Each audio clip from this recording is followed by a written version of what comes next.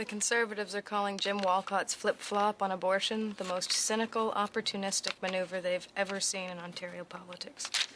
Cynical, opportunistic. That's bullshit. Opportunistic. If that driver had taken 2 more minutes and had a leak, okay, where life begins wouldn't have been an issue in this campaign. Really. Look, I've been thinking about this. I think that maybe what I should say is what I feel in my heart about abortion, period. No, that's a bad idea, Jim. Remember Jesus Christ Superstar? Remember that show? Remember that? There's a character in there, the woman, Mary, and she was a hooker, and then Mary Magdalene. Mary Magdalene. Yeah. Right. She started as a hooker, and then something happened. She saw Christ or the resurrection or something like this. Well, she became holy, right? She becomes holy. Yeah. Okay. Mary Magdalene can flip flop. Jim Walcott can flip flop. Right. Okay. Don't forget about the whole flip flop thing. Okay. All right. All right. So be it. That's it. So it is written. So it shall be done. I like that. Who said that? St. Paul? Some saying. No, that was Yul Brynner, 10 Commandments. You know, Yul Brynner was brilliant in The Magnificent Seven.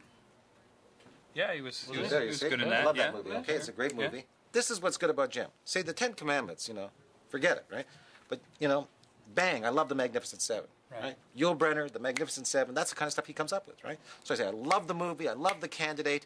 It's that kind of mainstream, middle brow sort of association that you make. I think that's great. We got to tap the common man. He appealed common man, right? We got to tap into that. Tap into that. Mr. Walcott, what about this flip-flop? Hey, look. If Mary Magdalene flip-flopped when she saw the light, then fine. Jim Walcott flip-flopped on the issue of abortion. I also want to say that I loved Yul Brynner in The Magnificent Seven. Okay? Thanks. Mr. Walcott, just one thing. I want to... Look, you can't just blurt out that you love Yul Brynner and The Magnificent Seven. It means nothing to anyone, okay? Wait a minute. You said the Yul Brynner thing worked. I gave Yul Brynner as an example. I mean, it was about an idea. It was about populist thinking. That's all. Yul Brynner and The Magnificent Seven, it doesn't mean anything to anyone, okay? You can't just stand up there and start talking about Yul Brynner in a campaign in 1997. So what if I tie the Yul Brynner thing into the campaign somehow? Like, Yul Brynner's courageous fight against cancer inspired me in this election fight. What do you mean tied in? I mean, I have to think clearly about this, okay? We're out there talking to people about jobs, we're talking to people about welfare, and you're talking to them about Yul Brynner. He's not even a Canadian. Okay, so Raymond Burr, Ironside, and his struggle. People associate him with a wheelchair the whole time, so that's a struggle. Nobody knows Raymond Burr in a wheelchair. I mean, nobody even remembers that show. I don't even... in Perry Mason, he wasn't in a wheelchair. Everybody remembers Ironside. You're going to tie Ironside into this campaign. Lauren Green, I don't care, but whoever. Lauren Green? Yeah. We don't even know how he died. He could have fallen off a horse. He could have died instantly. Right? There may have been no struggle at all. Christopher Reeve fell off a horse. Yes. Is still in a struggle. He's not a Canadian. What? He played Superman, so, who was the woman? Margot Kidder, Lois Lane. And you're going to tie Margot Kidder into this? Well, yeah, that's what you want, isn't it? Forget about Margot Kidder, Christopher Reeves. Forget about Raymond Burr. We're running Jim Walcott, okay? We're not running Yul Brynner. All right? Okay? All right. Okay, and we're going back out, right? Yep. Right. Are you going to wear that tie? Yeah. Don't eat soup with a tie, then. Okay? Get soup on the tie. We don't have a tie for today. Well, here, I'll wear. All right? All right? Okay, the pro-lifers are real important to us, okay? We want them to know you're a serious pro-life candidate. Not knee-jerk, no bullshit. Right? You're a guy who's thought about long and hard about the abortion issue, and you've come to a strong religious and philosophical pro-life conclusion. Right. All right. So life begins at insemination, okay? Yeah. I find it hard to say insemination in front of a crowd. Why? Well, it's a weird word thing. Whenever I say insemination, I think masturbation. It's weird. I don't know. It's the same number of syllables or something. Well, they're totally different things. Yeah, I know. Okay, forget masturbation. Yeah.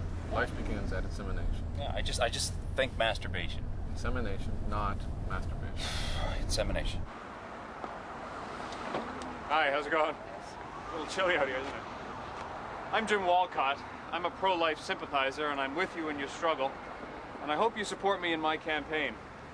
I also want to say that I believe life begins at masturbation. Oh, shit. Oh. I blame you for this. You kept saying masturbation over and over and over again. All I said was he's got to get it out of his head. Look, why can't we make this simple? Why can't we just be pro-choice? Because you believe in the sanctity of human life, okay? I thought we were straight on that. I blame you for this. All he said was he had to get masturbation out of his head. Well, there, you just said it again. You keep saying it. He's going to keep thinking it. All right, insemination then. You know what it is? It's the root word semen in insemination that's giving me all the trouble. That's all it is. Okay, then don't say insemination. Just say you're pro-life.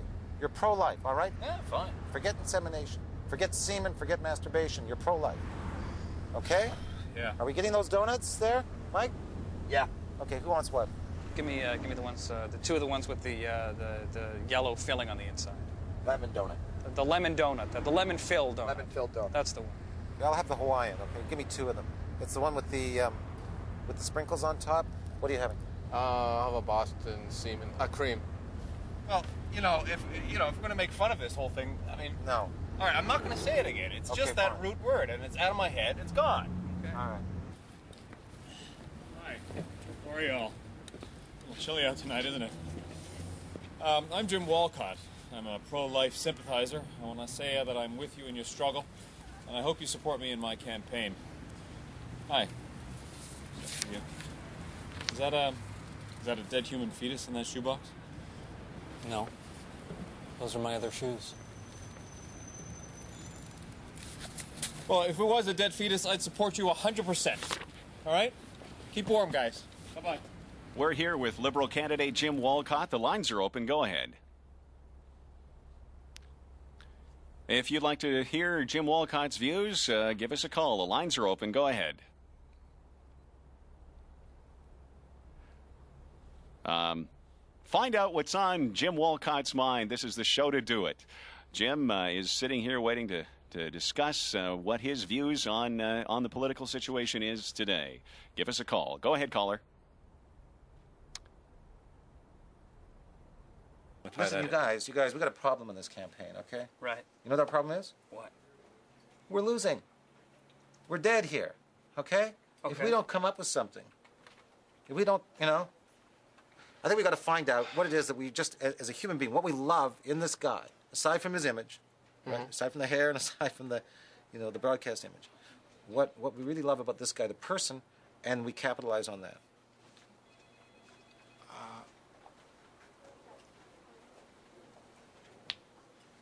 What?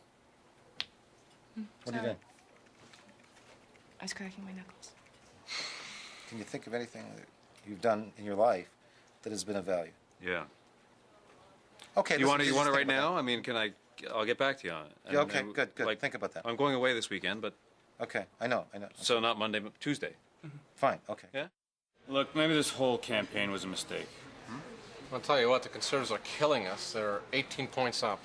They've won it. The conservative ideology, they've won everything, right? We just end run them here. Okay? Right. We win this thing. We go way beyond that. So right? We're at the finish line, and they're still standing on the track going, hey, what happened to us? Right. We steal their platform.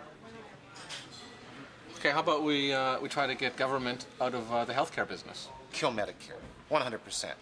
Okay, they'll be standing there scratching their heads. Work fair, not welfare. I like that. Work fair, not welfare. Let's play that card. Stop pussyfooting around killer kids. Okay, killer kids in adult jails, all right? And if they kill again, we kill them. Hang them. I think you can do that. Kids kill them. Okay. What else? We should just keep hitting market economy. That's a big Hit market buzzword. economy. Yeah. Hit it. And create some jobs. You're right, but not civil service jobs, not touchy-feely shit. No. Right? Not counselors counseling unwed mothers. What we do is we create jobs so those unwed mothers will be out there producing goods and services, not babies. I love that. Goods and services, not babies. All right? We got to carry a big stick or we're dead in this province. All right? Big stick like Joe Don Baker in Walking Tall. I could tie in Joe Don Baker instead of Yul Brenner. No, don't do that. do that. Just don't do that. Don't do that. No, please. Thank you. They've got Jim's marks here, his high school marks, his junior high marks. F's and incomplete. They're using it in their campaign literature. Okay, listen. We'll stick to the real issues in this campaign. Let them stoop to that kind of crap. Their guy had an AIDS test, didn't he? Well, he was speaking to a high school class, and the issue of safe sex came up, and he said once he'd been tested for an insurance policy.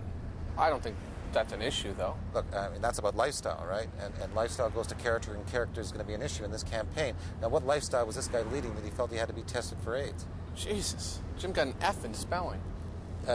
Jim Walcott might not know how to spell AIDS, but Jim Walcott, doesn't have to spell AIDS. I like that. Jim Walcott doesn't have to spell AIDS. I like that. We can use that. Are we there yet? What else? Religion, church? Well, he doesn't go to church. Well, we'll get him a church, all right? Wait a minute. What kind of church? Well, I don't know. Nothing too churchy, nothing too religious. Well, we're pretty weak on family, right? Jim's been separated for 6 years.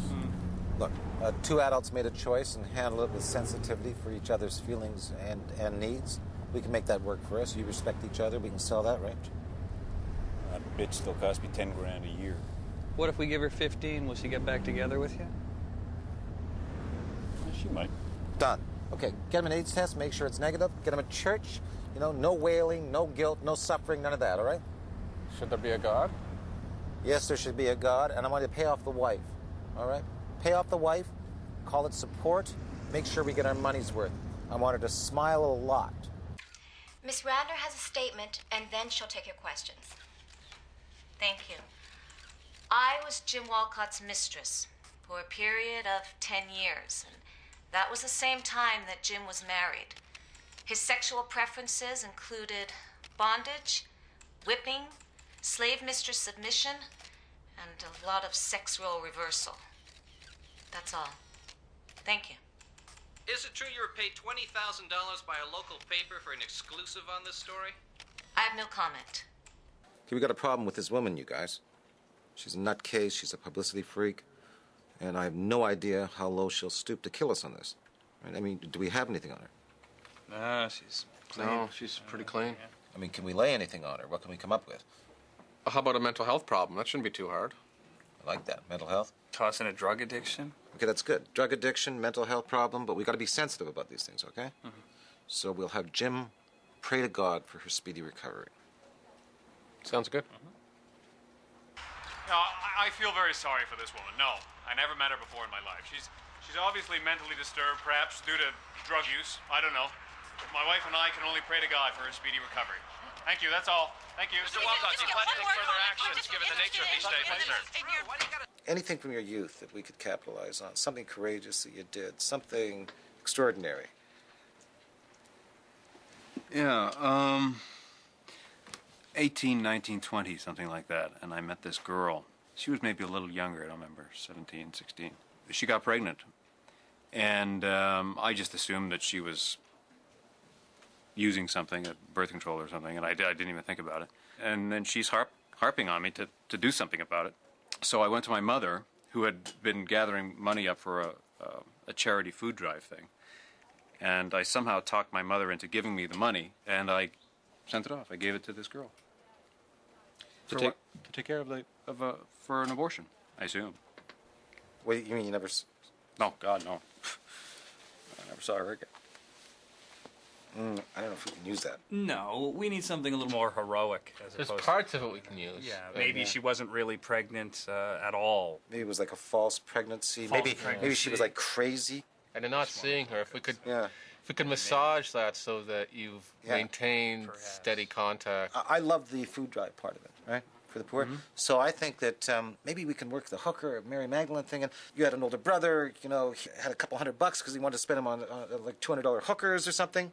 Right? Right. And some night or a buddy that wanted to do this and get some drugs together and some alcohol for hookers. And you said, and you took the money and put it to better use. And you gave it to for the food drive. For the food drive. For the food drive. That's great. Yes. Okay. So I mean, that's the forget story. the whole bit about the pregnancy. With But I mean, it basically is a true story. Yeah. Very good. Okay. Okay. You agreed to get back together with Jim for $15,000. Now it's $25,000, and you have an agent. That other woman's getting $20,000 for her story. That's not confirmed, and we had a deal. Yours wife. I've spoken to the other woman's people and confirmed the $20,000. Oh, great. She's got people, too. Look, Sandra is willing to be a terrific, loving wife to Jim through election night, but sex wasn't part of the original deal. How did sex get into this? This is new to me. Jim wants it 3 times a week. So you're representing her sex life? I'm giving her full-service representation. Sex is part of it. Sex once a week and $25,000. We should have hired a hooker for $500 a night. It would have been cheaper, no offense. I mean, what kind of sex are we talking about? Exactly. Straight sex.